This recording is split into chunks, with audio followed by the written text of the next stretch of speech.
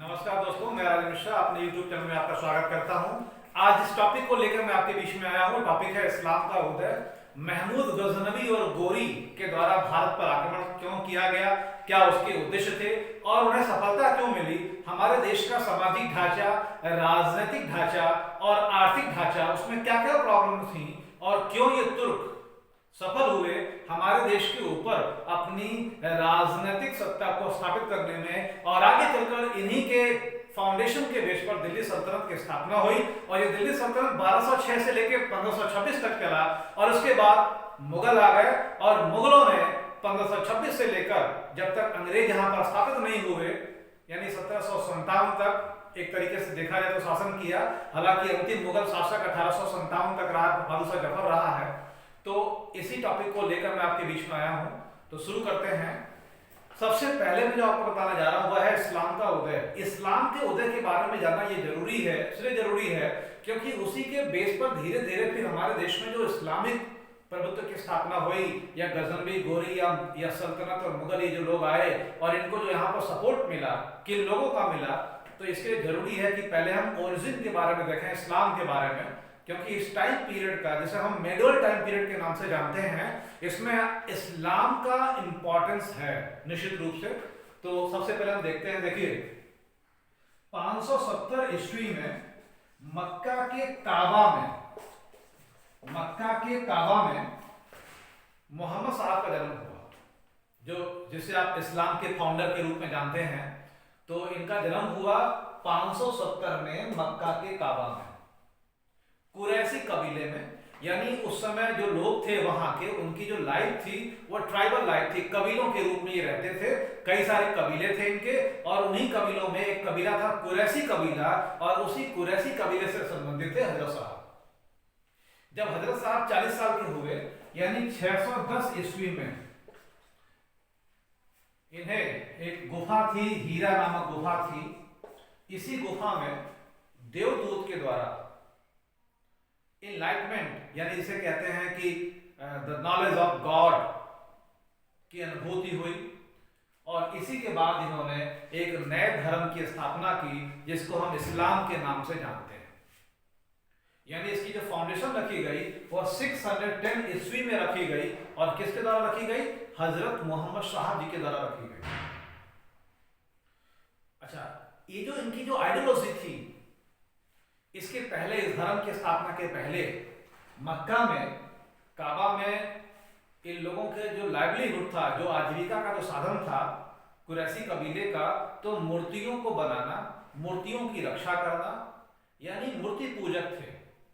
लेकिन इस्लाम की स्थापना के बाद इन्होंने मूर्ति पूजा के विरोध में कहना शुरू कर दिया, और धीरे धीरे समाज के अंदर तत्कालीन समय में मक्का में इनके बहुत सारे शत्रु हो गए, जिसकी वजह से हजरत साहब को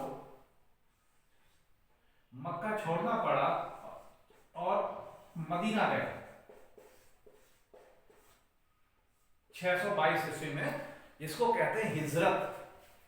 यानी हजरत साहब के द्वारा जो स्वेच्छा से उनको ये लगा कि मक्का में अब रहना उचित नहीं है, बहुत सारे विरोधी हो चुके हैं जो उनकी बातों को समझ नहीं रहे हैं, तो हजरत साहब ने मक्का छोड़ दिया और वो मदीना चले गए। हजरत साहब के द्वारा मक्का से मदीना जाने की जो घटना है, इसे हम इस्लाम में हिजरत के नाम से जानते हैं। और जो इस्लामिक कैलेंडर है वो हिजरी सम्मत कहलाता है, और वो यहीं से शुरू होता है। ये हजरत साहब के मक्का से मदीना जाने के समय की घटना को दर्शाता है। 632 ईस्वी में हजरत साहब का शरीर पूरा हुआ, इंतकाल हुआ। इसके बाद आप देखेंगे ये समस्या पैदा हुई, और समस्या ये थी कि हजरत साहब का सक्सेशन कौन हो, यानी किसे हजरत साहब का उत्तराधिकारी माना जाए, जो उनके द्वारा स्थापित उस धर्म को आगे ले जाए, उसकी सत्ता को स्थापित करे। तो 632 ईस्वी में, यानी वो समय जब हजरत साहब का शरीर पूरा हुआ, तो इस्लामिक जगत का पहला निर्वाचन हुआ हजरत साहब के सक्सेसर के चुनाव के लिए। और जिसे हजरत साहब का सक्सेसर चुना गया, उसे पद नाम दिया गया खलीफा। अंग्रेजी में से कहते हैं कैलिफ, और वैसे इसको पद नाम दिया गया खलीफा। खलीफा कौन था?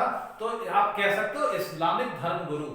और हजरत साहब के द्वारा स्थापित सत्ता और धर्म का एक तरीके से एक प्रमुख संरक्षक या उत्तराधिकारी। अच्छा, यहीं पर 632 में इस्लाम का पार्टीशन भी है शिया और सुन्नी में। शिया उनको कहा गया जिन्होंने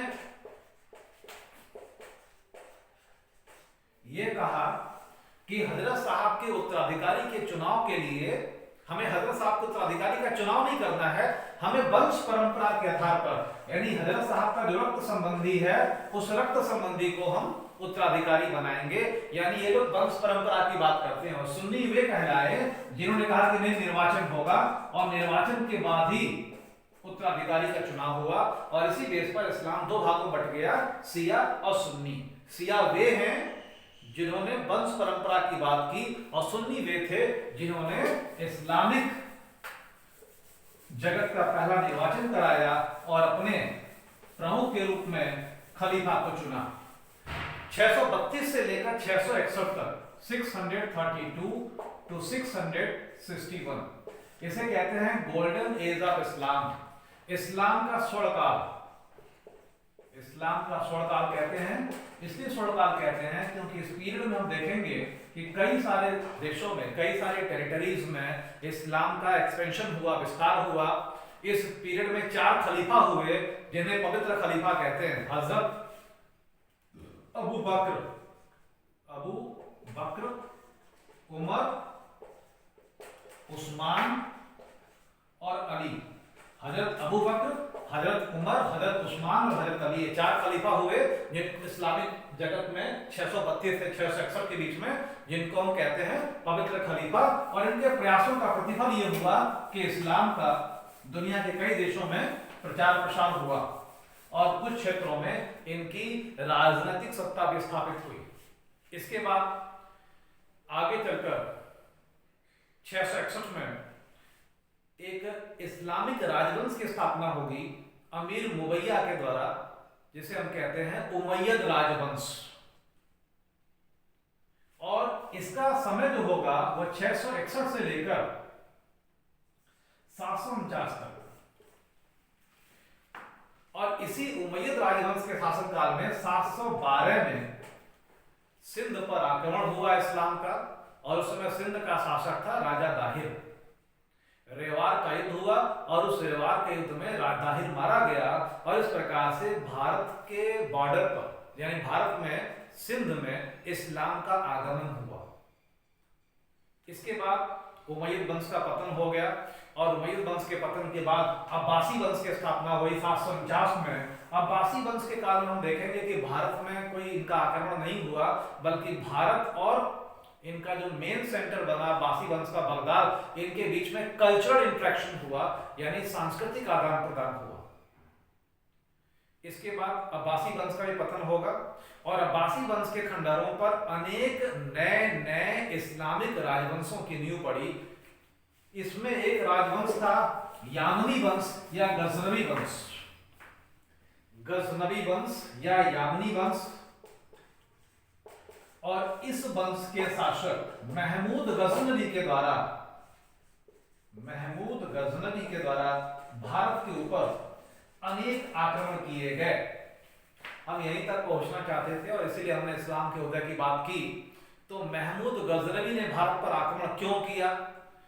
तो उसका एकमात्र उद्देश्य है भारत की धन संपदा को लूटना, भारत की धन संपदा को लूटना, और इसी उद्देश्य को लेकर इसने भारत पर आक्रमण किया।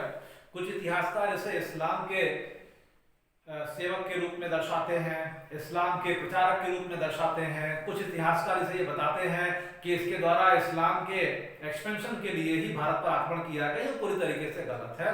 रियलिटी ये है कि इसने इस्लाम का दुरुपयोग किया, इसने इस्लाम का फायदा उठाया, इसने इस्लाम के आधार पर सैनिकों को ऑर्गेनाइज किया, उनके अंदर मरने और मारने का जज्बा डाला। लेकिन इसकी जो नियत थी वो थी क्या?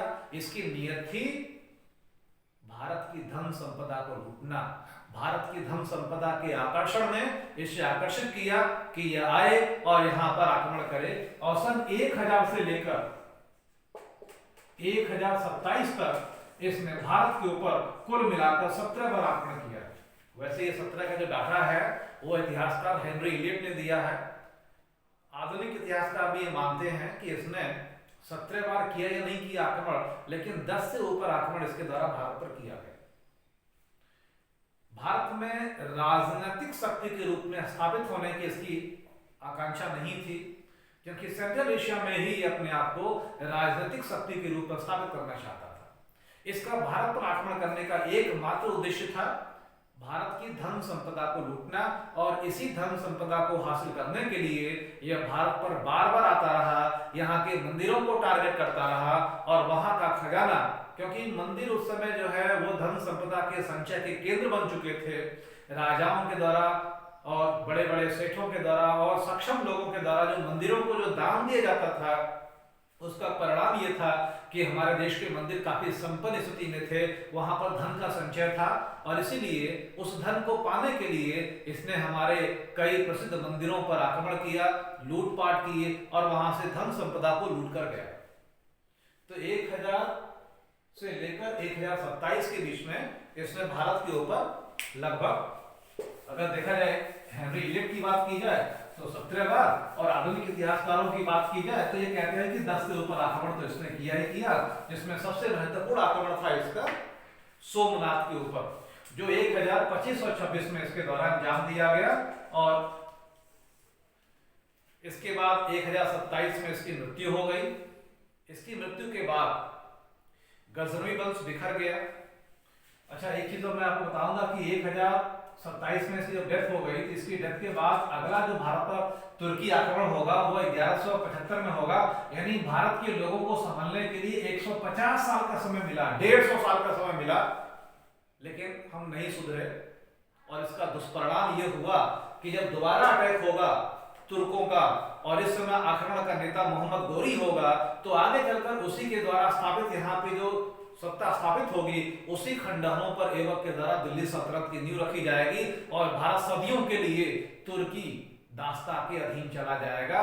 तो ये जो समय था हमारे पास 150 साल संभलने का, अपनी राजनीतिक, अपनी सैनिक और सामाजिक समस्याओं के समाधान का, हमने उस पर ध्यान नहीं दिया, और पूरी तरीके से जो स्थिति हमारी गजनवी के आक्रमण के समय थी, विखंडन की, आपसी संघर्षों की, हम उसी में तल्लीन रहे, और इसका दुष्परिणाम ये हुआ कि हमारा देश पराधीनता की बेड़ियों में जकड़ गया।